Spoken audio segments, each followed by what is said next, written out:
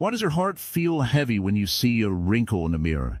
Why do birthdays instead of joy sometimes bring quiet sadness?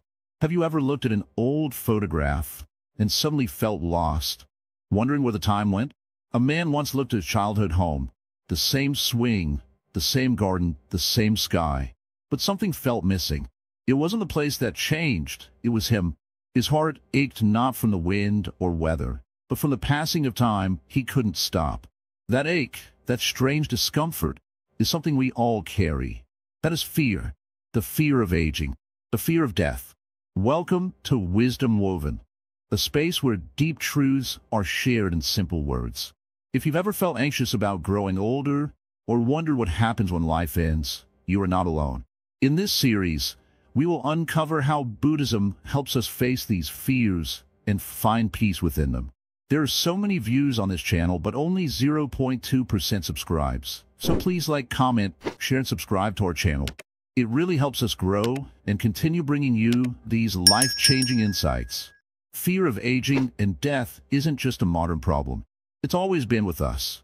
Even when Buddha walked this earth, people feared sickness, old age, and death. That's why one of the first things he saw before his awakening was an old man and a dead body. It shook him deeply, just as it shakes us today. We try so hard to stay young, buying creams, taking pills, hiding gray hair, but inside we're still scared. Why?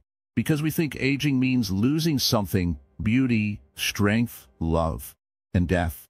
We see it as the end of everything. But what if it isn't? In Buddhism, aging and death are not enemies. They are teachers.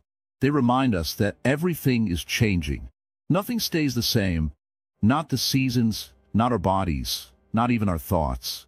This teaching is called anicca, impermanence. It means nothing lasts forever. It sounds sad at first, but actually it brings freedom. If we truly understand this, we suffer less. Instead of fearing change, we learn to accept it. Instead of running from death, we sit with the truth of it. And in that quiet space, something opens. In the next parts, we'll go deeper together. This is just the beginning. The illusion of permanence, breaking the myth of youth. Come sit. Let me tell you something that no mirror will ever tell you. When you look at your face in a mirror, what do you see? Maybe you see skin that is smooth or skin that is slowly changing. Maybe a line that wasn't there last year. A strand of white in a sea of black. You might sigh and think, I'm aging. But, my dear one, you are always aging. Even when you were a child. Aging is not something that starts when we notice it. It was always happening, quietly. But we forget. We live like we will stay the same forever. We hold on to our youth like a child holds a melting sweet. It slips anyway. Buddha taught that the greatest mistake is believing that anything will last.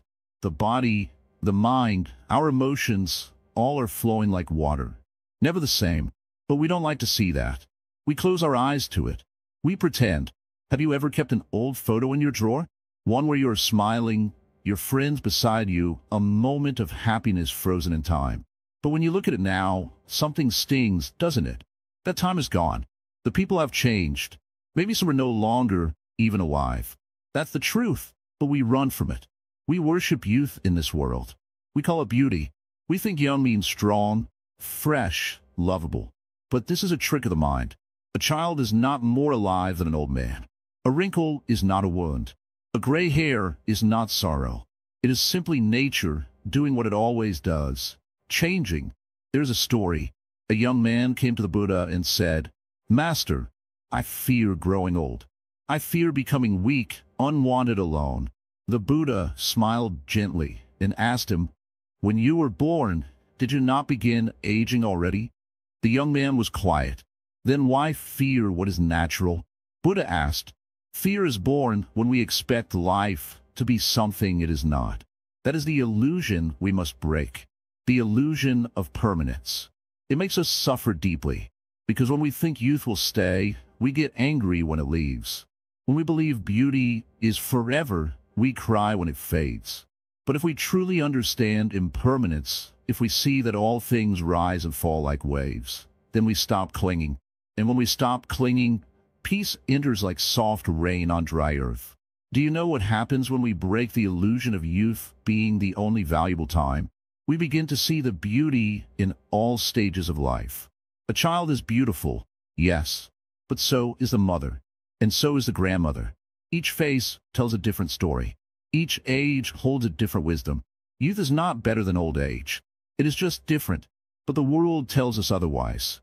It whispers, don't grow old. It shouts, stay young forever. And we listen. We dye our hair, cover our skin, avoid birthdays, lie about our age. Not because we are vain, but because we are afraid. Afraid of becoming invisible. Afraid of being left behind. Afraid of death. The Buddha saw through this lie. He saw that no matter how much we hide, the truth remains. Everything we know, everyone we love, even ourselves, will change, will age, will end. But this is not a curse. When you understand impermanence, you become free. You stop running. You stop pretending. You begin to cherish what you have, because you know it won't last. Think of flower. If it bloomed forever, would you still pause to admire it? No. What makes it beautiful is that it will wither. So you look now. You smell it now. You enjoy it now. Life is like that. Aging is like that. Death too. Do you know the most beautiful smile? It is the one that accepts time. When we stop chasing youth, we start finding meaning. We become grateful for every breath, every morning light, every wrinkle that proves we lived. So don't fear the lines on your face. They are not marks of loss. They are signs of growth. Each one tells a story your younger self could never tell. And in those stories, there is gold. I ask you now, what do you think happens when we let go of the myth of staying the same? Something strange and peaceful. We soften. We become more gentle with ourselves, with others. We realize, I don't have to fight time. I can walk with it. This is the way of the wise. In Buddhism, we are taught to reflect on the truth that we are aging, not as a sad thing, but as a real thing. Each day, we take one step forward, not toward death, but toward understanding. So look again in the mirror, and this time, instead of seeing a fading face, see a deepening soul. Let aging teach you. Let it guide you to patience, compassion, and clarity. Let go of the illusion of forever. What we call getting old is not an ending, it's a ripening. A time of real strength, the strength to accept what is real. And once you accept it, fear begins to melt. Not all at once, no, but slowly, like the snow that doesn't resist the sun. You don't need to chase youth. You only need to stop running from now. This is the truth the Buddhists saw. The truth I share with you today, not from books, but from the breath, from the silence, from the passing seasons, and from sitting quietly and seeing what never stays. Clinging to the body, the root of suffering. Ah, so you have returned. You're listening. That is good. That means your heart is ready, not to escape aging and death, but to truly understand why we suffer so deeply and how we can be free. Now, let me ask you a question. When you look at your body, what do you see? You might say, this is me. This is my face, my arms, my smile, my skin, my youth. But have you ever looked deeper? Have you noticed how your body is always changing? One day you feel strong, the next day tired. One day you admire yourself in the mirror. Another day you feel like avoiding it. And yet, we hold on. We cling to the body like it is a treasure chest, like it will never fade, like it defines who we are. And that, dear one, is where suffering begins. Buddha said, this body is like a lump of foam. It appears solid, but when you look closely, there's nothing to hold on to. We try to grasp it, but it slips, like water through fingers, like dreams when we wake. Still, we decorate it, protect it, chase pleasure for it. We even fear death because we think the end of the body is the end of us. Why? Because we've been taught that the body is our home. But the body is not a permanent home. It is a temporary shelter. A beautiful shelter, yes, but one that will someday crumble. We grow attached to it, deeply. When it ages, we feel betrayed. When it falls ill, we panic. When it grows weak, we despair. But the body never made a promise to stay young or strong. It never told us it would last forever. That was our belief, not its fault. So the Buddha said, if you want peace, stop clinging to what changes. He didn't say to hate the body. He didn't say to avoid it. No. He said, care for it, respect it, but do not become its prisoner. When you tie your happiness to your looks, your strength, your health, you are like a person building a house on a melting iceberg. No matter how beautiful the house is, it will sink. Now listen carefully. There's another way, a gentler way. Instead of saying this body is mine, you begin to say this body is something I borrow for a while. Just like a traveler borrows a boat to cross a river. The boat is helpful, but you do not become the boat. In this understanding, you start to feel light. You realize wrinkles are not enemies, they are just marks of time. Pain is not punishment, it is a message from the body. And death is not defeat. It is simply the body returning to the earth, like leaves falling in autumn. And still, you remain. Yes, you remain, the awareness that watches all this change. That which is aware of the body, but not limited by it. That which was there before the first wrinkle and will be there after the last breath. This awareness, this is your true nature. Now you may ask, but how can I feel this? How do I stop clinging? The answer is practice. Not force, not punishment, but gentle, daily practice. Start by noticing how the body feels, not judging it, not fearing it, just being aware. When you feel tired, say kindly, the body is tired. When you see yourself aging, say, this is the nature of all forms. When you feel pain, do not panic, just breathe. Sit with it. Watch it. You are not the pain. Slowly, slowly, the grip of clinging begins to loosen, like a fist that finally relaxes. And in that space, in that letting go, you taste freedom. No more chasing, no more hiding, just peace. This does not mean you won't care for your body. You will still eat, bathe, exercise, but you will do it with love, not obsession.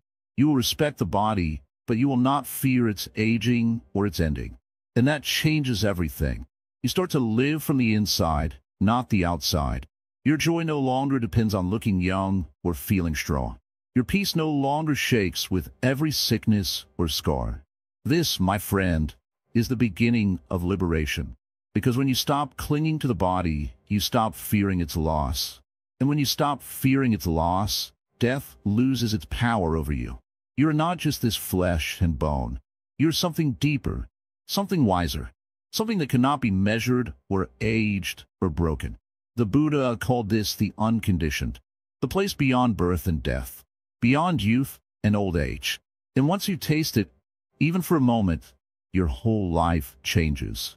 So sit, breathe, watch, let go. You do not need to fight time anymore. Just walk with it, with peace.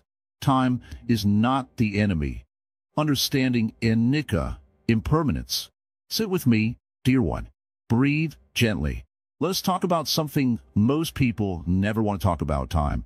Everyone runs from it. Some chase it. Some fear it. Some try to stop it.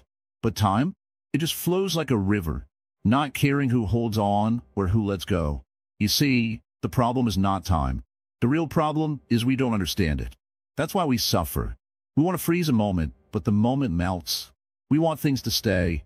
Our youth, our health, our loved ones, but everything changes. Always. The Buddha called this truth anicca. It means impermanence. Everything is temporary. Everything. Now, don't be sad just yet. Because once you understand anicca, you will stop fighting the river of life. You will flow with it. And when you flow with time, you become free from fear. Let me tell you a simple story. There was a young boy who loved butterflies. One day, he caught a beautiful one and placed it in a jar. He wanted to keep it forever. But the butterfly became still. It didn't fly. It didn't live. It faded. The boy cried, "Why did it die?"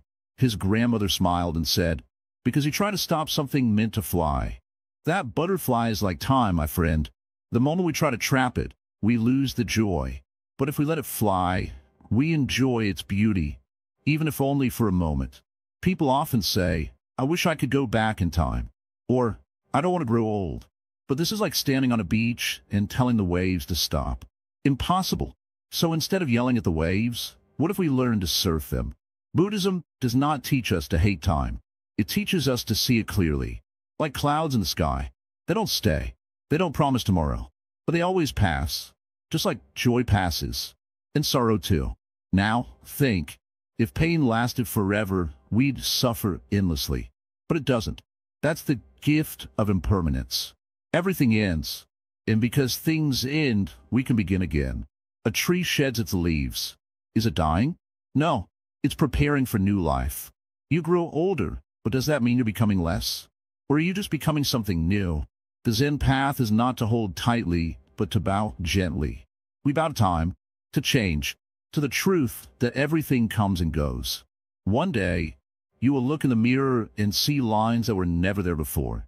Your hair may silver, your steps may slow, but instead of crying over what is lost, smile for what was lived. Every wrinkle is a story. Every gray hair is a poem. You are not broken by time, you are shaped by it. I once saw a very old monk walking slowly through the temple garden. His robe was torn, his back was bent, but his eyes, they were like clear water, peaceful, bright. I asked him, "Aren't you afraid of aging?" He smiled and said, "Child, I've been dying since the day I was born, and I've never felt more alive." This is the teaching. When you accept change, you live more deeply. We cling to youth because we think that's when we were most beautiful. But real beauty is not in the smooth skin. It is in the gentle heart, the wise eyes, the calm breath. And those things, they come with time. You must understand, fear comes from trying to stop the wind, from trying to hold the moon. But life cannot be held. It can only be lived, fully. Now, have you ever noticed that the most beautiful moments are short? A sunrise, a child's laugh, a raindrop on your hand. They come, they go. That is what makes them precious. If they stayed forever, we wouldn't see their magic. The Zen Master says, sit like a mountain, watch like the sky, breathe like the ocean, and let things pass. You are not the body that grows old. You are not the number of years that pass. You are the awareness watching all this. You are the quiet presence behind the change. Let go of the thought, I am running out of time. Replace it with, I am living this moment. Then every minute becomes a blessing. Some ask, but Zen Master, if everything is impermanent, what can I hold on to? And I say, hold on to nothing. Just be here, with this breath, with this moment. That is more than enough. You cannot keep the seasons from changing, but you can learn to dance in each one. In the teachings of the Buddha, impermanence is not a punishment. It is a reminder to love more, worry less, to live wisely. You don't know how long you will walk this earth, so walk gently, love deeply, and let go of what must go. Aging is not the enemy. Time is not the enemy. Death is not the enemy. The real enemy is ignorance, not knowing that all things rise and fall. So sit now. Feel the breath. Feel how it comes and how it goes, just like everything else. And yet, you are still here, watching. That watcher, the silent awareness, it does not grow old. That is where peace lives. That is where fear ends. And that, dear one, is the beginning of true wisdom, ego and the fear of non-existence. Come close, sit down. Let the noise of the world slow down around you. Take a breath. Let us speak of something hidden, but very alive within you. The fear that you might disappear. Not just the body, not just the name, but the you behind the eyes, the me that says I am. That's ego. That's what clings, cries, and trembles when we think of death. This fear, it's not about growing old. It's not about pain. It's about vanishing. It's the quiet panic in your heart that whispers, if I die, where will I go? Will anything of me remain? This I is what we hold closest. It hides behind our smiles, our dreams, our words. It says, this is my story, my life, my success, my suffering. It builds walls, defends them, and lives always afraid someone will take them down. And one day, when death knocks, the ego doesn't know how to answer, because the ego cannot survive what is real. The Buddha saw this. He saw how people are tied not just to things, but to their idea of self. The idea that I am separate from you, that I own this body, that I deserve this life. But he also saw clearly, this ego, is only a bundle of thoughts. It isn't real. It's like a shadow pretending to be a person. Let me give you a simple example. Imagine a wooden table. When you look at it, you see a table. But if you take it apart, the legs, the top, the screws, where is the table? It disappears. The table was only a name we gave to a collection of parts. In the same way, what we call I is just a name. It is made of memories, emotions, habits, stories. Nothing solid, nothing lasting. But here's where fear enters. When the ego hears this, it becomes afraid. It feels like it's falling into a hole. It shouts, "Don't I matter? Don't I exist?" And the more we try to hold on, the more we suffer. Think of a wave in the ocean. It rises, it moves, it breaks. Does the wave die? No, it becomes the ocean again. The wave was never separate. It only looked that way for a moment. You are like that. You are not separate. You are part of something far deeper, far vaster, but the ego cannot see this. It only knows how to cling. So when aging comes, the ego says, "I'm losing myself." When death is near, it screams, "I'm ending." But the truth is, the body changes, the name fades, but that which you truly are is beyond age, beyond death, beyond the I. But Zen is not a theory. It is a practice. Let's look together. Every time you sit still, every time you breathe with awareness, every time you notice a thought and let it go, you are loosening the grip of ego. You are stepping into the truth of no self, what we call anatta in the Buddha's words. Anatta doesn't mean you are nothing. It means you are not what you think. You are not the voice in your head. You are not your fears, not your stories, not your reflection. You are presence itself, silent, open, whole. But ego doesn't want silence. It wants noise. It wants attention. That's why it fears death, because death is the quiet the ego cannot survive. Even in small moments, we can begin to see this. When you laugh without thinking, when you cry without reason, when you feel love without wanting anything in return, the ego is not there. Only life is there. Only truth is there. In these moments, there is no fear. The fear of non-existence fades the moment we stop pretending we are separate. When you drop the ego, even for a breath, you are free. You do not need to be remembered to matter. You do not need a name to exist. You do not need a body to be. So why do we fear death? Because we think it's the end of me. But what if it's only the end of the illusion? What if death is not a loss, but a return? What if death is not the breaking of the wave, but the deep rest of the ocean? We cling to ego because we think it gives us meaning. But meaning comes not from clinging, but from living fully, moment by moment. When we drop the story of I, we begin to see clearly, and what we see is peaceful. This is why in Zen, we say, die before you die. Let the ego fall away now. Let go of the story now. Don't wait for the body to grow old, for the breath to stop, for the world to fade. See now that you're not the one who fears. You are the one who watches, who listens, who simply is. Look at the sky. Do you think it worries about disappearing? It just is. The clouds may come and go. The storms may roar and pass. But the sky remains. You are the sky.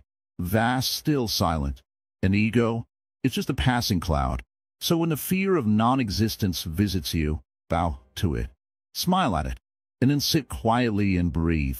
For in that silence, beyond thought, beyond fear, beyond me, is freedom. You were never meant to last as a someone. You were meant to awaken as everything. Let that knowing settle in your heart, gently, like falling rain. The wheel of samsara, rebirth, and the endless cycle. Sit with me for a while. Breathe slowly. Feel the air moving in and out. Good. Now let me tell you something gentle, yet powerful, something very old, yet always new. Many people fear death because they believe it's the end. They fear aging because they think it leads only to decay and sorrow. But in Buddhism, we see things differently. We don't see life as a straight line with a beginning and an end. No, we see it as a circle, a wheel, always turning. This wheel is called samsara, the endless cycle of birth, aging, death, and rebirth. Again and again. You were not born for the first time when you came into this world. And you will not truly die when your body stops breathing. You have been here before, in different forms, different shapes, in different places under different skies. And you will come again unless you wake up. You see, samsara is not just about physical birth or death. It is about patterns, repeating habits, repeating emotions, repeating thoughts. One moment, you're peaceful. Then anger comes. Then peace again. This too is samsara, a mental cycle. Just like the seasons turn, so does your mind. Imagine a spinning wheel, fast, dizzying. Now imagine being tied to it, not even knowing you're spinning. That's samsara. Most people are caught in it without even realizing it. They chase pleasure. They run from pain. They seek praise. They avoid blame. Round and round it goes. But why are we trapped in this cycle? Because of three poisons: greed, hatred, and ignorance. Greed says, I want more. Hatred says, I don't want this. And ignorance says, I don't know what's really happening. These three feed the wheel. As long as they live in your heart, the wheel keeps turning. You may ask, what's wrong with the cycle? Isn't rebirth a gift? Yes, but also no. Rebirth isn't always gentle. It can be filled with sorrow, sickness, confusion. You may be born in a place of war, or as a being filled with fear or deep suffering. Samsara isn't hell, but it isn't peace either. It is a mix of joy and sorrow, of light and shadow. It's unstable, unreliable. Now, listen carefully. The Buddha didn't just observe samsara. He escaped it, not by magic, not by running away, but by looking deeply, seeing clearly, letting go. He stopped grasping at what changes. He let go of me and mine. And so, he was no longer caught. When we cling to youth, to money, to status, to love, we spin. When we let go, we step off the wheel. Have you ever seen someone get angry again and again for the same reason? That's samsara. Have you ever chased something, thinking it will make you happy, only to feel empty afterward? That's samsara too. Is not just after death. Samsara is happening now. In every moment you live without awareness, you turn the wheel. But the moment you stop, breathe, and see clearly, the wheel slows down. The Zen way is very simple. It says just see it. See the pattern. See the craving. See the fear. Don't push it away. Don't feed it. Just notice it, gently, like watching clouds drift. When you truly see, the pattern breaks. That's how you step off the wheel. There's a story of a monk who asked his master, how do I stop this cycle? The master simply replied, stop participating. What did he mean? He meant, stop believing every thought. Stop following every desire. Stop running away from pain. Stay. Witness. Wake up. This world is full of things pulling you back into the spin. Praise, insult, success, failure. But you don't have to react every time. You can watch. You can smile. You can let go. Don't think escaping samsara means giving up your family or your work. No, you escape it by changing how you relate to life, by moving from clinging to compassion, from control to surrender, from ego to awareness. You may still age, you may still face death, but you will not fear it in the same way. Because life is not ending, it is transforming. The wind doesn't die, it just moves on. So ask yourself, what am I holding on to that keeps this wheel spinning? A memory? A fear? A desire? When you drop it, even for a moment, you taste a freedom deeper than all pleasures, a stillness in the middle of the turning world. That stillness is your true home, and that is the beginning of the end of fear. Seeing death as a teacher, not a threat. Sit down, my dear one. Sit quietly. Breathe gently. Let the world outside pause for a while. Today, I want to speak to you not as someone who knows more, but as someone who has looked at a falling leaf and smiled. Let's talk about death, not as an enemy, but as a teacher. People hear the word death, and their hearts beat faster. Their faces grow pale. Their breath becomes tight. Death is seen as the end, the destroyer, the great unknown. But why? Have you ever asked yourself why death feels so scary? Let me tell you a little story. A young monk once came to me and said, Master, I fear death. Every time someone dies in the village, my chest feels heavy. I do not want to die. I do not want my parents to die.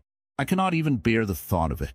I looked into his eyes and said, You fear death because you have not made peace with life. You see, we think death comes only at the end, when the heart stops beating. But death visits us every day. A moment gone is a moment dead. A breath taken is already behind us. Childhood has died. Yesterday has died. Even the words I just said, they're already past. And yet, you do not cry for them. Why? Because you understand, quietly, that this is how life flows. So I ask you now, can death really be the enemy if it is always around us? In Buddhism, we do not speak of death as something to be avoided. We do not run from it. We do not pretend it will never come. Instead, we bow to it. Yes, bow, not with fear, but with respect. Because death, like a great teacher, shows us what truly matters. When you know you will not live forever, you begin to see each moment as precious. A smile from a stranger, the taste of tea, the soft rustle of leaves. All these become golden, simply because they will not last. Imagine you hold a flower in your hand. It is beautiful, bright, fragrant, but you know it will wilt. That knowledge doesn't make it ugly. It makes it more beautiful, because you treasure it now, not later. This is what death teaches us. Urgency, presence, gratitude. There's a meditation we often practice. It is called Maranasati, mindfulness of death. We sit quietly and reflect. I too shall die. I too shall age. This body will return to the earth. We say not to scare ourselves, but to wake up. Because once you accept death, you start living fully. You see, death removes the illusion. It shows us that we don't have time to waste on anger, jealousy, or greed. These things become meaningless. We start choosing peace, love, and kindness because they are what we want to leave behind. Sometimes people say, "But Master, I don't want to lose my loved ones." I gently smile and ask, do you want to lose them after hating them for years? Or do you want to love them fully now, while they are here? Death reminds us to forgive, to hold hands, to say what we feel, to not delay what is real. When the Buddha taught the truth of death, he was not being dark. He was offering light. He said, of all the footprints, the elephant's is the most supreme. And of all contemplations, the contemplation of death is the greatest. Why did he say this? Because when you remember that life is short, you stop getting trapped in things that don't matter. You let go of petty arguments. You stop chasing fame. You stop comparing yourself. You just live. Look around you. Trees lose their leaves. Rivers dry and flow again. Even stars burn out. Everything comes and goes, including you, including me. But in this coming and going, there is deep peace if you don't fight it. So many try to cheat death. They hide their age. They fear silence. They overwork to distract themselves. But the wise one walks gently, knowing each step could be the last, and so they make it beautiful. Let me share another story. There was a woman whose child had died. She cried endlessly and went to the Buddha, asking him to bring the child back. He said, "Go find me a mustard seed from a house where no one has died." She ran to every home, but each one had seen death. A parent, a friend, a neighbor. She returned with tears, not of sorrow, but of understanding. She had seen that death touches all. That story teaches us that death is not personal. It does not come only to you. It comes to all. Knowing this helps us stop feeling singled out. We stop asking, why me, and start accepting, yes, me too. And here's something else. In Buddhism, death is not seen as the end. It is a change, a shift. Just as a flame passes from one candle to another, consciousness too flows. Life doesn't disappear. It transforms. When we hold this view, fear lessens. We don't cling so hard. We learn to float with the river of time instead of grabbing at each branch. We become more gentle, more compassionate, more awake. So, dear one, do not wait to lose someone to understand the value of life. Don't wait for illness to remember gratitude. Let death teach you now. Let it be your silent teacher. Each morning, whisper softly to yourself, "Today I will live well, because I do not know if tomorrow will come." This is not sadness. This is freedom. Sit with this truth. Let it seep into your bones. Let it soften your gaze and your words. And slowly, you will find that death, the very thing you feared, becomes a friend.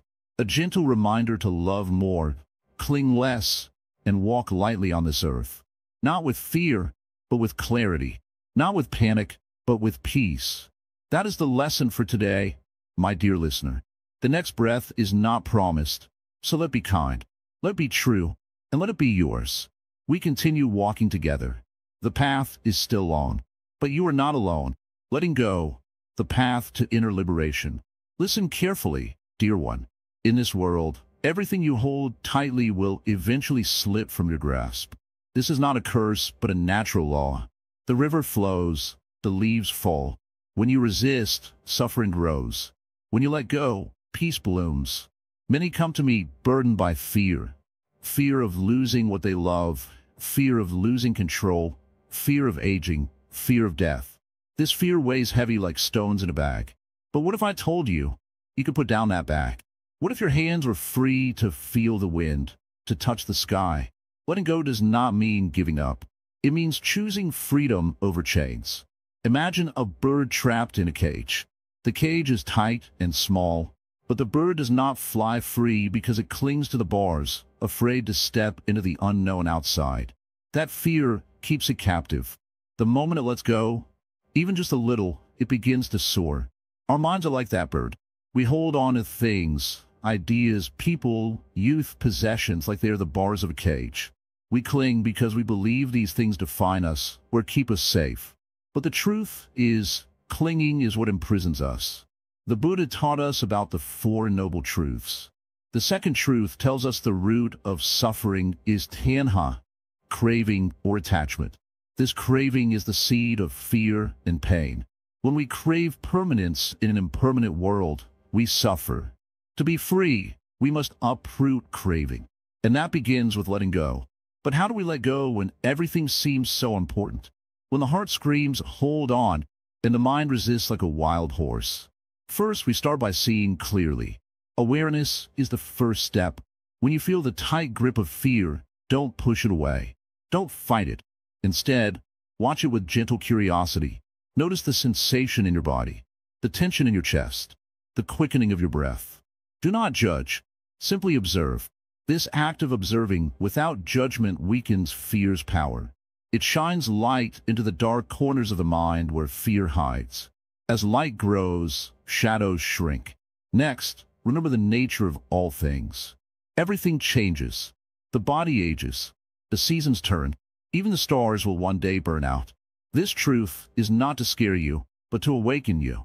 When you accept impermanence, you begin to loosen your grip. You stop fighting the flow of life. You open your hands like a river opening to the sea. Letting go also means forgiving. Forgiving yourself for mistakes. Forgiving others who hurt you. Carrying anger and regret is like holding burning coal. The only one who suffers is you. Buddha's teachings offer simple tools to help us let go. One such tool is mindfulness. Mindfulness teaches us to be present with what is, without clinging or pushing away. When fear rises, bring your attention to your breath. Feel it enter and leave your body. The breath is your anchor, steady and sure. Another tool is meditation on impermanence. Sit quietly and reflect. This feeling will pass. This moment will not last. Just like clouds in the sky, all things change. This meditation helps the mind accept change gently. The path to letting go is not easy. It asks for courage. It asks for patience. There will be times when fear rushes back like a storm. But each time you practice, the storm grows weaker. Sometimes, letting go means accepting death, not as an enemy, but as part of life's dance. Death is the doorway to freedom. It is not the end, but a transformation. A great Zen story tells of a man who is afraid of death. He asked the master, "How can I overcome this fear?" The master replied, "When you truly live, death has no power over you." This means when your heart is fully present, fully alive, fear of death loses its grip. You do not deny death, but you do not cling to life either. This balance is the essence of letting go. In daily life, letting go looks simple, but is profound. It could be as small as releasing anger over a harsh word. It could be forgiving a friend, or accepting that your body will change. When you let go, you free your heart. Your mind becomes clear like a calm lake reflecting the sky. In that clarity, you find peace. Letting go is not about losing. It is about gaining freedom. Freedom from fear. Freedom from suffering. This freedom is not far away. It is here, now, waiting for you to open your hands. So, dear one, begin today. Notice your tight grip. Breathe. Watch. Accept. Let go. Step by step, moment by moment, liberation unfolds. This is the path of the awakened heart. This is the path of true freedom. Mindfulness of death, MORTALITY, in daily life. Sit down for a moment. Just breathe. You don't need anything fancy. Not a cushion, not a bell. Just be here, right now. Now, think about this. What if today was your last day? Don't be afraid of that thought. It's not dark. It's not gloomy. It's the most powerful reminder you have that you are alive. We call this practice MORTALITY in Buddhist teachings. It means mindfulness of death. It's not about being afraid. It's about waking up. Many people try to run from the thought of death. They cover it with noise, with busyness, with gossip, with plans for a future that may never come. But in Zen, we turn to face it, gently, with full attention. A wise man once said, "To remember death every day is to truly begin living." So why is this important? Because when we remember death, we start to choose better. We speak more kindly. We listen with care. We stop wasting time. We let go of silly grudges. You may wonder, is it not depressing to think about dying every day? Not at all. It's the opposite. When you remember the truth of your limited time, every moment becomes brighter. The food tastes better. The walk feels more peaceful. You see the colors more vividly. Death is not something to be feared. It's something to be respected. When we forget death, we live carelessly. We act as if there's always tomorrow. But there isn't always tomorrow. In Buddhism, we are taught to reflect. I'm of the nature to grow old. I cannot escape aging. I am of the nature to become ill. I cannot escape illness. I am of the nature to die. I cannot escape death. Read those again slowly. Feel them, not with fear, but with clarity. When you bring these truths into your day, everything changes. You stop waiting. You start living. Let's take an example. A young monk once asked his teacher, "Master, what is the most important thing in life?" The teacher replied, "To remember that you will die, and to not forget it." The monk frowned, "But that's so sad." The teacher smiled, "No, it's what makes the tea so warm, the breeze so sweet, the silence so deep. This is what mindfulness of death gives us, intimacy with life. You stop taking people for granted. You stop assuming you'll have time later. You say thank you more. You forgive more. You laugh louder. You cry more honestly. You hug your child a little longer. You realize this life, this breath, is a gift. In daily life, how do we practice MORTALITY? Not in big dramatic ways, just small reminders. When you wake up in the morning, pause and say to yourself, "I may die today. Let me live wisely." When you see the sun setting, let it be a moment to bow in your heart and whisper, "I may not see another. Let me be grateful." Before sleeping, reflect gently. Did I live well today? Did I love well? Did I waste time in anger or fear? You can also reflect during moments of anger or greed. Would this matter if I had one day left? You'll find most things don't. In Zen, we say, live every day as if your head is already shaved for the funeral. That means, don't wait to be serious about life. Be present now. Aging and death are not separate from us. They are part of us. Every day, a small part of us dies. Old thoughts, old selves, old feelings. And new parts arise. We are dying and being reborn every moment. MORTALITY helps us see this clearly. And from this clarity, we find peace. From this peace, we find freedom. From this freedom, we find joy. Real joy, the joy of being alive in this very breath. Another story. A master once asked his students, "Where is the place where no one dies?" They thought and thought. One said heaven. Another said the heart. One said nirvana. The master shook his head. "The place where no one dies," he said, "is the place where no one is born. If you cling to this body, to this name, to this form, you will fear death. But if you see your true nature, which is beyond coming and going, there is no birth and no death." But we don't need to rush to that realization. Just take small steps. Look at the sky. Feel your breath. Notice the passing of time. Be aware. That's the beginning of MORTALITY. Even great monks, after decades of practice, still reflect on death every single day.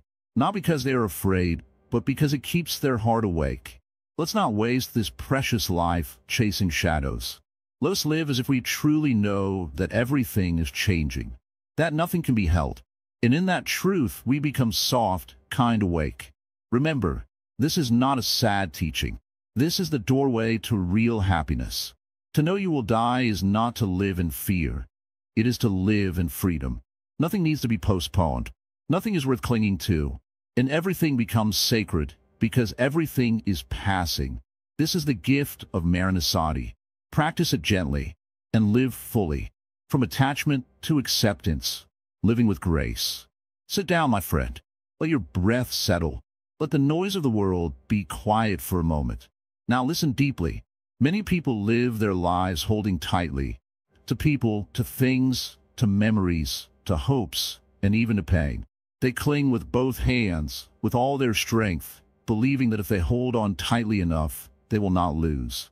But life doesn't work like that, does it? The harder you grasp, the more it slips through your fingers like water.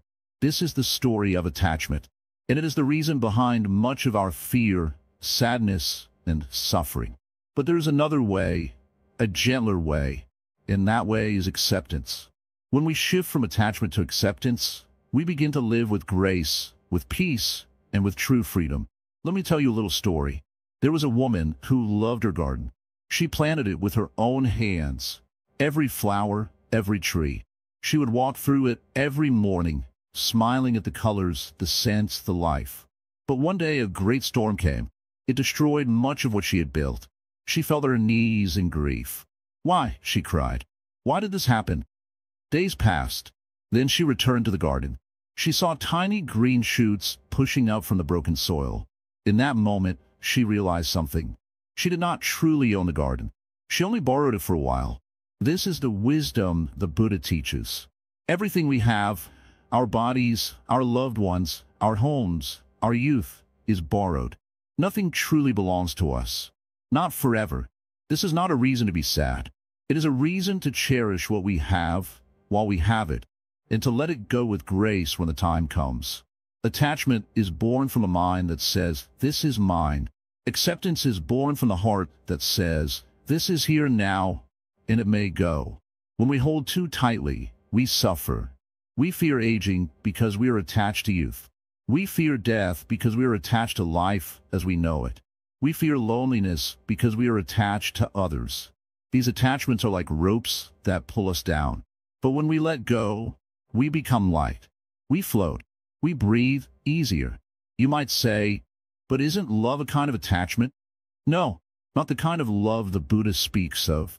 True love, wise love, is not grasping. It's not about possession. It's about care, presence, and freedom.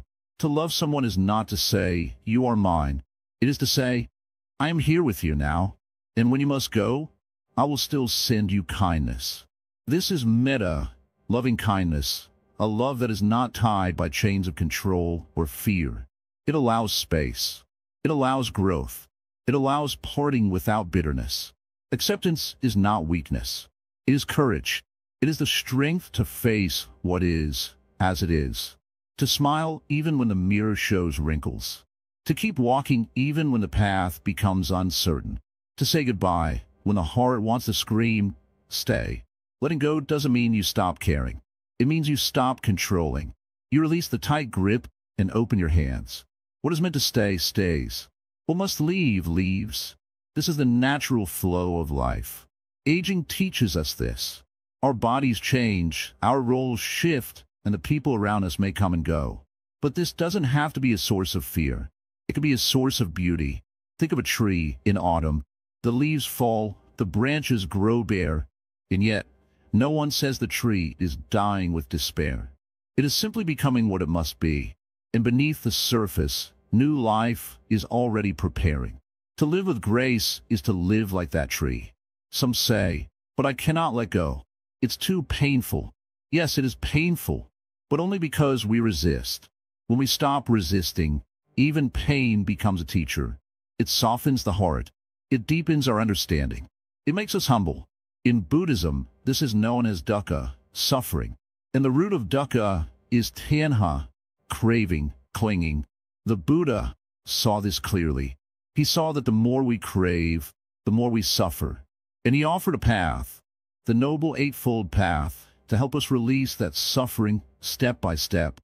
Acceptance doesn't mean you stop trying to grow or improve. It simply means you stop fighting what you cannot control. You stop wishing the river would flow backwards. Instead, you learn to float with it, trust it, and see where it carries you. In daily life, how do we practice this? Start small. Accept the weather, sun or rain. Accept your body, tired or strong. Accept others, kind or unkind. Acceptance doesn't mean agreeing with everything. It means seeing clearly, without judgment, and choosing peace over struggle. When you lose something or someone, don't rush to fill the space. Sit with the emptiness. Let's speak. In silence, we hear truths we miss in the noise. And slowly, you'll feel the pain turn into understanding. You'll feel your heart expand. There's a beauty in accepting life as it is, raw, uncertain, ever-changing. You begin to see every moment as precious, not because it lasts, but because it doesn't. Like the final note of a song, like the last ray of sunset, like a smile that fades. It matters more because it ends. You don't need to fear aging. You don't need to fear death. You only need to stop clinging. Let the river of life carry you. Let the seasons change. Be the tree that bends with the wind, not the branch that snaps. That is living with grace. So, take a breath now. Let go of one thing, one fear, one attachment, one regret, just for today, and feel how light you become. This is the path. Quiet, gentle, real. We are walking it together. Compassion beyond fear, embracing the mortality of all beings. Sit with me, child. Not far, just here, close enough to listen and quiet enough to feel. Today we speak not only of your death, not only of mine, but of all beings. You see, the world isn't just filled with humans afraid to die. Every living thing, the bird, the tree, the cow, the cat, all walk a path that leads toward death. And yet, most walk it without knowing, while we carry the heavy burden of awareness. But this awareness, it is also our gift. You are not alone in your fear. That is the first thing to know. The person next to you in the market, the teacher at school, even the smiling child playing in the park, all carry within them a quiet whisper. I will grow old. Evidity. What will happen to me? This common thread binds us together in the most human way. And when you truly understand this, not in your brain, but in your bones, something soft is born. Compassion. When you fear your own death, your heart shrinks. But when you see that all living beings share this same fear, your heart opens. That is the path to compassion. In Buddhism, we say, all beings tremble before violence. All fear death. All love life. This truth, spoken by the Buddha himself, is not a command. It is an observation. It is an invitation to look beyond your personal fear and into the great ocean of shared existence. Imagine you're walking through a field, and you see a small ant crawling on a leaf. Now, imagine knowing, truly knowing, that this ant fears death as you do. It wants to live. It may not think like you, it may not build like you, but its instinct to survive is just as deep. Would you crush it so easily now? Would your heart not pause, just for a moment? This pause is the door to compassion. The fear of death teaches us more than survival. It teaches us kindness. It teaches us to be gentle, not only with ourselves, but with others. We understand the suffering that aging brings, the body weakening, the memory fading. When we see our parents grow old, we sometimes feel helpless, even impatient. But what if we saw them not as burdens, but as fellow travelers on the same road? What if we held their hands not out of duty, but out of deep compassion? When you know that every creature, every person, every being will one day grow old and die, it changes you. You begin to speak softer. You begin to listen more. You argue less because you see how short life is. You forgive more, not because others deserve it, but because holding on to pain wastes time. There was once a monk who cared for an old sick dog. Others laughed at him. Why waste time on a dying creature? They asked. The monk smiled and replied, because he and I are not so different. One day, I too will need someone to sit beside me. That, child, is the essence of this teaching. Your fear, when looked at only from your own eyes, feels overwhelming. But when you realize it is shared, that even the strongest man and the wealthiest woman cannot escape it, something shifts. You begin to see that fear is not your enemy. It is the bridge that connects you to others. From this understanding, a deep compassion arises. Not pity, not sadness, but a sacred respect. You treat the elderly with reverence. You care for the sick without judgment. You do not mock wrinkles or limp bodies. You no longer fear the funeral because you see it as a part of life, not the end of it. There's a practice in Buddhism called metta bhavana, the cultivation of loving kindness. It begins with yourself. May I be safe. May I be happy. May I be free from suffering. Then it expands outward to friends, to strangers, to enemies, to all beings. Why do we do this? Because we are all going to die. And in that truth, we are all the same. Fear of death melts when you hold another's hand. It softens when you look into the eyes of someone else and say, I understand. I too am afraid sometimes. And suddenly, you are no longer separate. You are part of the great whole. Compassion is not just about doing good. It's about seeing clearly. It's about recognizing that your pain is not unique, but universal. And when you understand this, you suffer less. Because suffering grows in isolation, but shrinks in connection. The Buddha never promised a way to avoid death. He never gave a map to eternal youth. But he did offer a path to peace, one step at a time. And one of those steps is compassion. Real compassion. The kind that doesn't look away when someone is in pain. The kind that sits beside a dying friend and simply says, I'm here. You may wonder, what if I can't help someone? What if I can't stop their suffering? Let me tell you, child, presence is more powerful than solutions. Just being there with a heart open and a mind still, that is a gift greater than medicine. Sometimes we avoid the suffering of others because it reminds us of our own. We don't visit the old, the sick, the dying, because we fear becoming them. But the wise see this differently. The wise walk into the places others fear, not to fix but to witness, not to save but to love. And in this loving, in this simple, gentle being with fear loses its power. Look at the tree in winter. Its leaves have fallen. Its branches are bare. It stands still in the cold, but is not afraid.